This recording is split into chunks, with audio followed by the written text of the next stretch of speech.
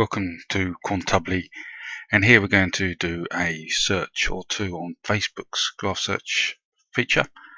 This is to show you how the Internet of People works and the things you can find. What we're trying to get across in terms of the message is be very careful in what you put in the public domain, because people can find it and they may get mixed messages, because the data you find, certainly for Facebook, may not be in a particular context you want, and the quality of that data is varied. I mean, Facebook does not do much in terms of validation of what you enter in terms of age or location. But here we go. Just to give you an idea what graph search did. So graph search came in probably about a year or so ago, and allowed people to access Facebook data much in the same way the APIs do regarding queries. So you can type in things like people who work for Facebook, and it will give you a list of people who work for Facebook who have put on their public profile.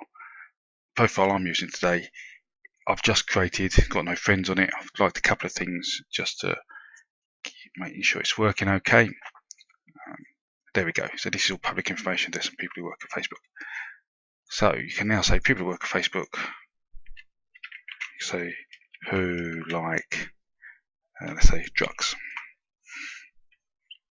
And you find people who like drugs work at Facebook. These are probably very legal drugs like Nurofen or paracetamol, things like that. You can change drugs to, say, prostitutes, and luckily, not there. I say luckily, you'd hope not. But then you could change this to not people who work at Facebook, but married. So you probably want the syntax as people who are married and who like prostitutes. Hopefully there's nobody turns up on Facebook, but yep, there is. So, but be aware of the quality of the data.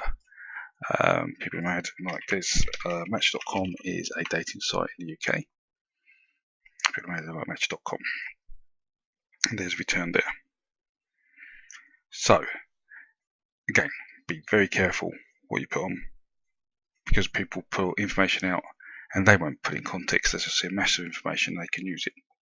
However, some people use it in a far more dangerous way, and in effect con artists or people more dangerous that can use this. So how they would use this is, let's say, people who are over 70 and live nearby. So not many over 70s use Facebook, luckily, but you get an idea as there's people who live nearby. There are more people, but if you now add to that who like the National Lottery, let's say, so now we've got people interested in winning money, old people, and you could actually leverage that to your advantage. Let's say data quality is poor, so everybody lives in Lagos in Nigeria. Don't know why that's coming up as where I live, but it gives you the idea that information will be pulled out. The other sort of scary thing, certainly for women, you need to be aware of is you can look for single women who are interested in men who live nearby. So that's a good way of finding out information about, say, single women nearby.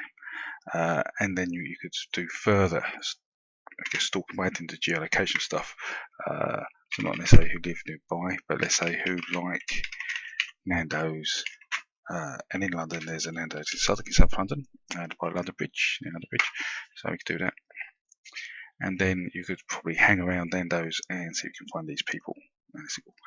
So I'm not doing this to say, hey, single men, here's a way to pick up single women. I'm doing this so that people understand that if you put information on Facebook, people can pull it out, they can take it out of context, they can use it to maybe manipulate you. So be very careful what you put on Facebook. Go to security settings, make sure as much data is private as possible, unlike things that you don't feel are really appropriate. And ensure that your phone has location services turned off, potentially, if you don't want people to know where you are. Thank you very much. We were Quantubly. Goodbye.